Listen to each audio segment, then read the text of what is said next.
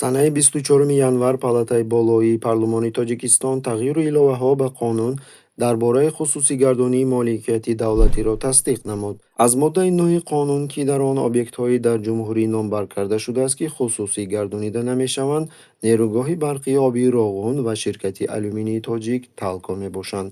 Дар ин бора Аҷонсии иттилоъоти Фергана иттилоъ додааст. Тибқи қонуни қабулшуда, калонтарин объектҳои саноатии кишвар, аз ҷумла нерӯгоҳи барқии обии Роғун, ки барои сохтмони он аз сокинони Тоҷикистон ба таври маҷбурӣ маблағ-ҷамъоварӣ шуда буд, ва ширкати алюминии Талко Минбад метавонанд хусусӣ гардонида шаванд.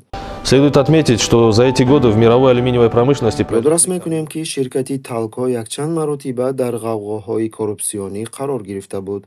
Ташкилоти байналмилалии ғайритиҷоратии Wikileaks ҳуҷҷатҳоеро нашр кардааст, ки дар он ҳамаи даромадҳои ширкати алюминӣ ба ҳисоби бонкии шахсии оилаи Раисҷумҳур Раҳмон ворид шуданаш исбот гардидааст.